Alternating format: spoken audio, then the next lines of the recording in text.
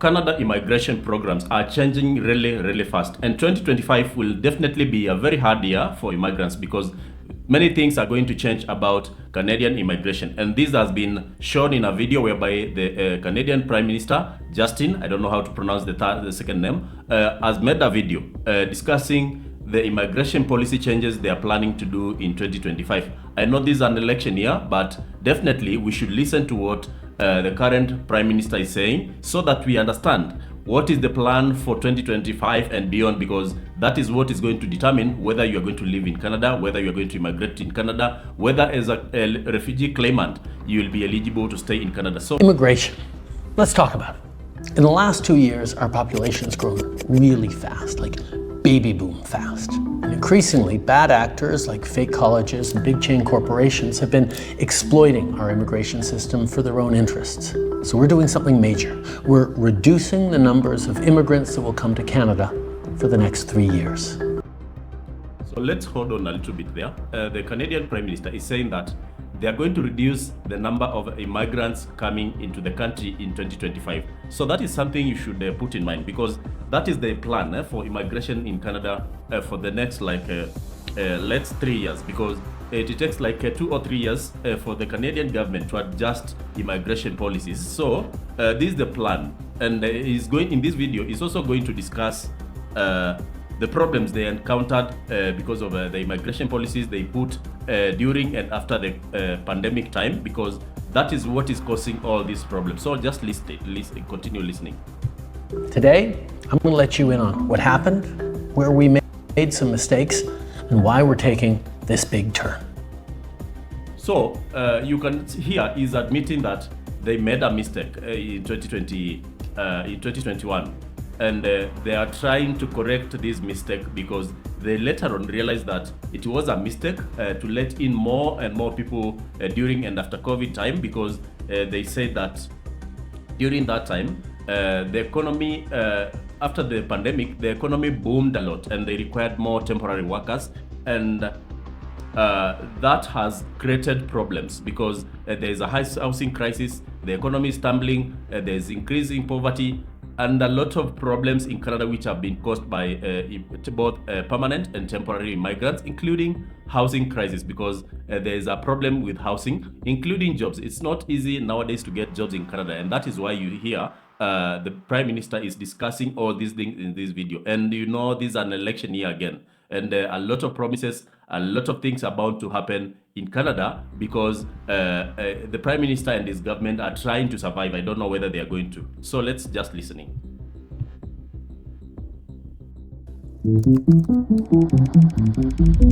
There are two kinds of immigration in Canada. The one you probably think of most is permanent immigration, like when families come to Canada to settle and call it home.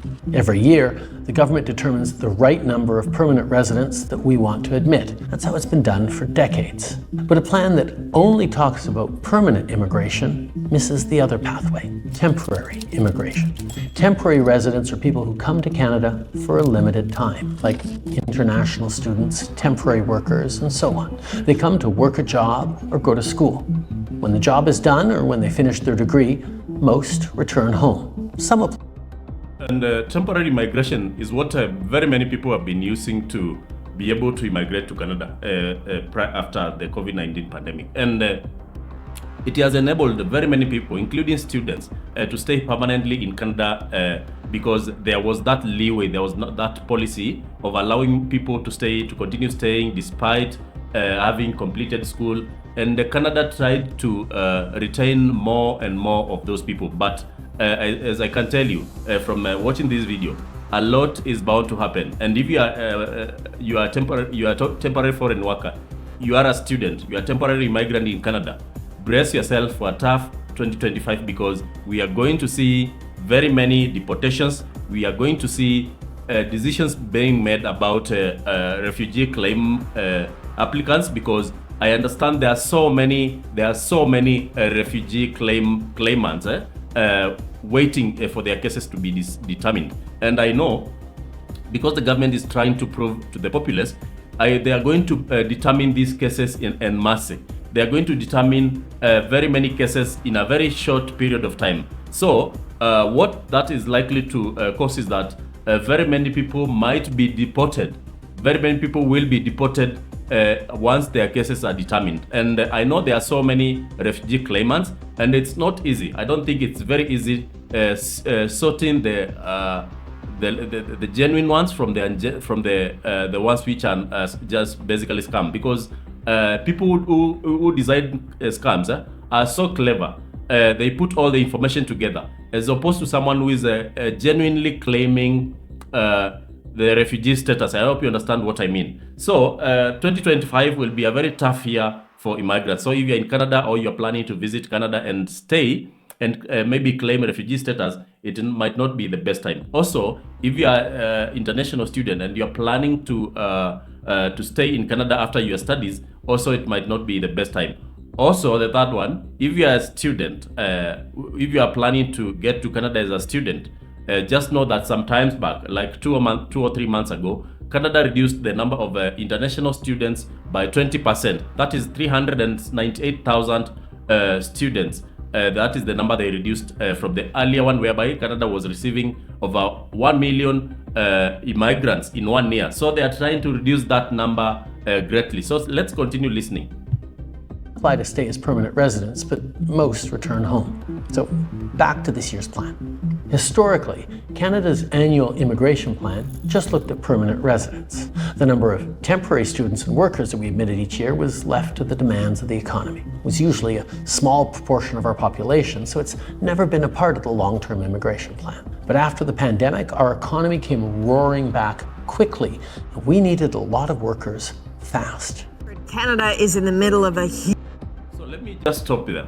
One problem I see with Canadian immigration is that they do what is called, it's a knee-jerk reaction to a problem, because once they get a problem, for example, like the pandemic time, once they got a problem with of not having enough workers for their farms, for their factories, they decided to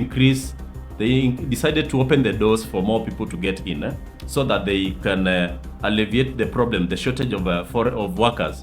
And mostly those are workers in farms, factories, Uber drivers, delivery drivers, truck drivers, and they opened the doors more. And more people got in, evidently, and more people got temporary visas. But that caused a big problem later on. And this is what I usually say about Canadian immigration. The Canadian government, federal government, once they attain the number they required, once they sort the problem they had, they tell refugees, they start telling immigrants and refugees, now go back. And that is why I'm saying Canadian immigration is not stable. It's not a stable thing you can rely on. Because as a student, let's assume you get to Canada as a student, and your long-term plan is to stay in the country, to study in the country, and later on stay in the country permanently. Just know that Canadian immigration policies keep on changing day in, day out. So let's just continue. Huge labor shortage. Temporary foreign workers became such a significant part of our workforce that it'd be a mistake not to include them when we plan our immigration levels. So this year, we did exactly that for the first time. We laid out a plan that sets targets for both permanent and temporary residents. This way, we're getting the full breakdown of people coming into our country so we can prepare the homes and infrastructure needed to support them. Like I said, immigration is based on demand. When we set our targets, we look at every province and territory. We ask the premiers, what are the gaps in your workforce? Is your population growing or getting older? We field calls from businesses, CEOs, economic experts, all sharing their thoughts on where we should set our targets. We've had a chronic shortage of labor for the last decade. It is the #1 issue of all manufacturers across Canada. So we think there needs to be more, push the pedal to the floor to bring more people into Canada, because Ontario is facing a generational labor shortage. 380,000 jobs are going unfilled.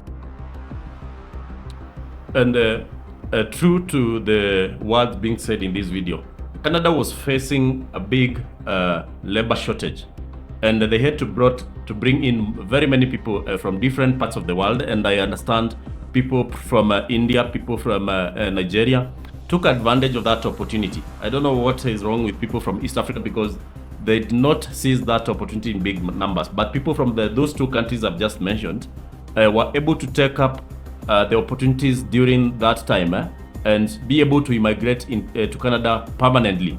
They started with a temporary immigration status, and later on they changed to more permanent immigration pathways. So I hope people from other parts of the world start taking advantage of these opportunities once they arise, because these are always once in a lifetime opportunities. And this was occasioned by the pandemic, and after the pandemic, it was necessary for the Canadian government to bring in more people, because they had a very big gap in the labor market. Let's continue watching this video. Phil. It's no surprise that every sector has different wants and needs when it comes to immigration. But after the pandemic, they all came to us with the same message. After 2 years with closed borders, we need more people, more workers, fast. So we brought in more workers, and it was the right choice. It worked. Our economy grew. Restaurants and stores reopened, businesses kept running. But most importantly, in spite of lots of economists' predictions, we avoided the worst-case scenario, a recession. But some saw that as an opportunity to profit, to game. Let's stop there. People, unscrupulous people, saw that as an opportunity to game the system. And that's true, because very many people from different parts of the world took advantage of this backdoor opportunity to get into Canada through the back door. And this was started by the mostly colleges in Canada, because they started offering shorter pathways. They started offering courses which would enable people from different parts of the world to get into Canada for doing short courses, diploma courses.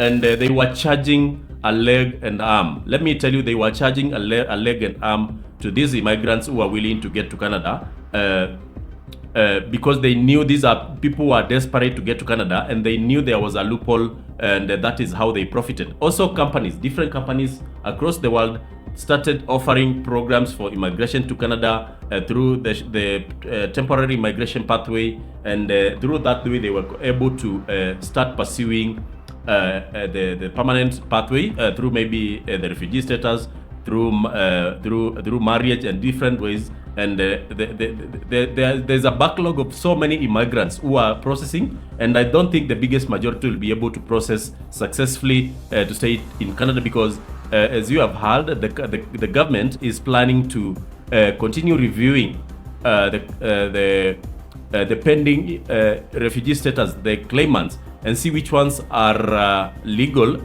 genuine, and process them successfully, and the other ones, they will be sent home. Let's continue. The system. We've seen way too many large corporations doing this. The government says the program has been used to get around hiring Canadian workers in some instances. Far too many colleges and universities used international students to raise their bottom line. There are the diploma equivalent of puppy mills that are just churning out diplomas. There is fraud and abuse, and it needs to end. Because they could charge these students tens of thousands of dollars more for the same degree.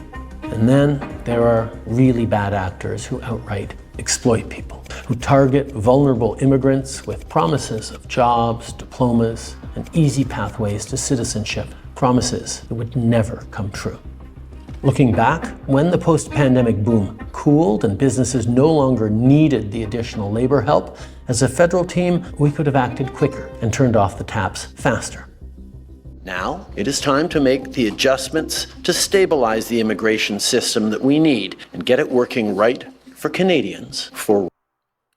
This is the time the Canadian government stopped the policy whereby it was possible to transition from a visit visa to a work visa. Sometimes back this year, 2024, I think it's around August or September 2024, that is when the Prime Minister made this decision. And that got so many people stuck. That got so many people unawares. People who are waiting for their refugee status to be determined.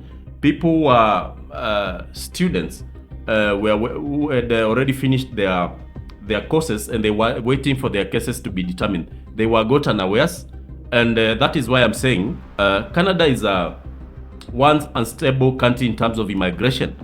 So if you are planning to immigrate to Canada through the temporary pathways, just know that it could be a roller coaster, because you never know what decision will be made by whatever government is going to be in power in 2025. And likelihood is that the government of the day is going to change. And I don't see the current Prime Minister and his government surviving the onslaught of Canadians, because Canadians are so anti-immigrants right now. And that is likely to affect the outcome of the elections come 2025. Let's continue watching. Right now, immigration is primarily a federal job. We have the levers to rein it in, so we are. This is a big change, a major cut to immigration. It's reducing permanent immigration levels by at least 20%. A new string of measures to clamp down on temporary immigrants. That means a decrease in international students, temporary foreign workers. Canada's new immigration plan is straightforward. Lower the number of new immigrants coming into Canada. Lower the number of new immigrants coming to Canada. That is why you are seeing so many denials, visa denials, in different countries. At least I know what is happening in Kenya.